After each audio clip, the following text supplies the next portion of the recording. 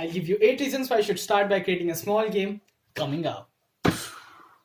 What is up, guys? I'm Shivam Pandey, and you are watching the Techpreneurs. Number 1, 100% of your unpublished games fail. There are 2 reasons why indie developers are never able to publish their game. Number 1, they never start, and number 2, they never end. Everybody wants to create big projects like Minecraft, like GTA, like Facebook. But many of us never see the starting product from which they started. When they started, they were not as great as we see them today. GTA started as a simple game. Minecraft has far less features, and Facebook was just made for Harvard students. But from there, they gradually built up their project to what we see today. And here's when a common mistake everybody makes.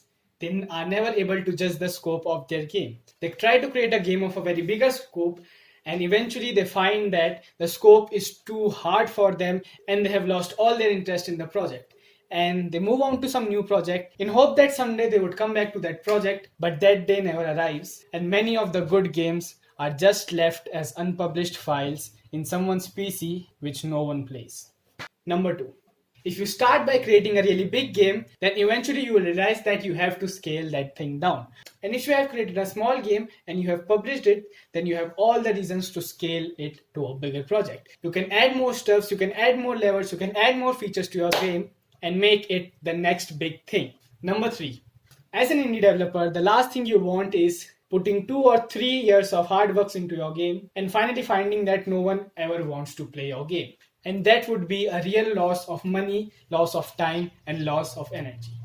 And instead of that, if you start by creating a smaller version of your game and publish it in any of the platforms, then you can see how the public responds to your game. And according to that feedback and response, you can add or delete some features from your game. Number 4.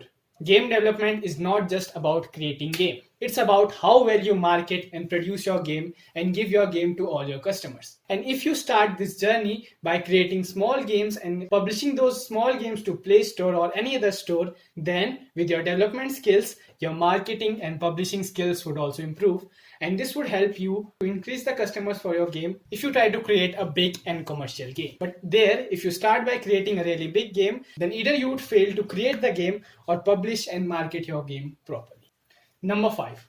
Creating and publishing small games takes less time, money, effort, and energy. So if you have some new mechanism or some new idea going in your head, then you can use that mechanism or idea to create a smaller game in a smaller time and publish it. Then you can see if you need to add that mechanism or that idea in a bigger project that you do not want to fail.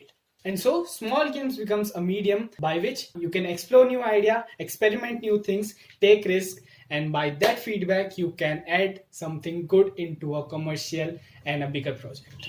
Tip number 6. Instead of using small games as a way for experimenting and exploring your idea for creating a bigger and larger project, you can also create small games as your main product. Earlier, people used to play games in PCs and consoles, but recently mobile market is also increasing. And instead of creating games for PCs and console, you can just focus on creating mobile games. Although the mobile game market is much more saturated and there are tons of games available there, but only a few of these games are good and playable. Other games are just machines that are running thousands of ads. So if you are able to create a good mobile game that balances both the gameplay and both the earning aspect, then you have a good shot in the mobile market. Number 7. Sometimes, instead of thinking too much about the production, marketing, user experience, and other complicated stuffs of game development, if you just casually create a game in a short period of time, then that could also be a great way of learning game development and enhancing your skills. It can be beneficial in many ways because number 1, you are learning very much in a very shorter period of time.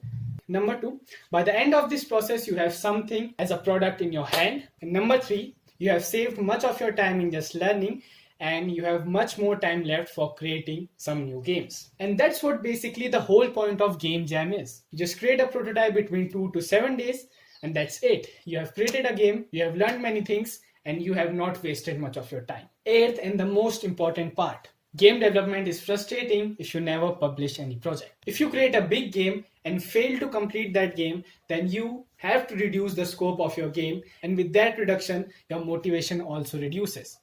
But if you create a smaller game and then add updates to your game and publish it again and again, then although it takes time to reach that level of the game that you really want, but actually it feels like progress and you are never demotivated. Instead of creating one game with 10 features, it is better to create 10 games with one features, because that way you feel like you are making any progress and you never give up.